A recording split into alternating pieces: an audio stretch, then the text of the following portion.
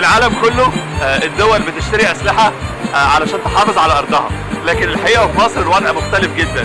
في عصر المعتوه عبد الفتاح السيسي مصر بتبيع ارضها عشان تشتري اسلحه تحمي بيها نظام فاشل، نظام ضيع مصر، نظام ضيع الاقتصاد، نظام ضيع الحريات.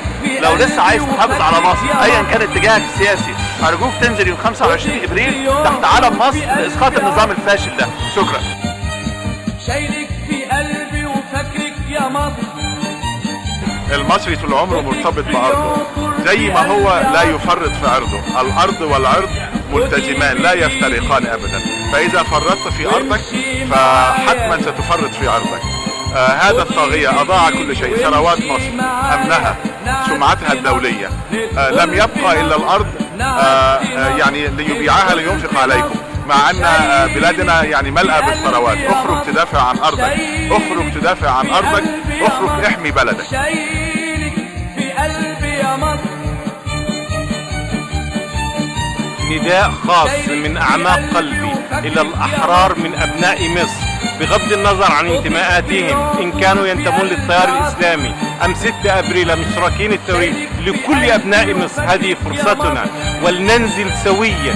لا نريد شيء الا شيء واحد، وهو اسقاط حكم العسكر وليرحل هذا الفاشل، حتى تعود دولة 25 يناير المبنية على العيش والحرية والكرامة الإنسانية والعدالة الاجتماعية لكل أبناء مصر. هذه فرصتنا، وعلينا أن ننزل لنقول لا لهذا النظام الانقلابي حتى تعود دولتنا كما كانت مبنية على الديمقراطية وحقوق الإنسان. شايلك في قلبي يا مصر. شايلك في قلبي. والله احنا بندعو الناس ان هم يصطفوا جميعا وينزلوا 25 ابريل. كل واحد ينزل عشانه وعشان اخواته المعتقلين وعشان الارض اللي بتتباع وعشان الفساد. مصر بقت من اكتر دول العالم فيها فساد. مصر اكتر دولة فيها حوادث سيارات. مصر اسوأ مرتبة في التعليم. فانا بدعو الناس كلهم ينسوا خلافاتهم، انزلوا وحدوا نفسكم تحت شعار واحد: مصر ليست للبيع.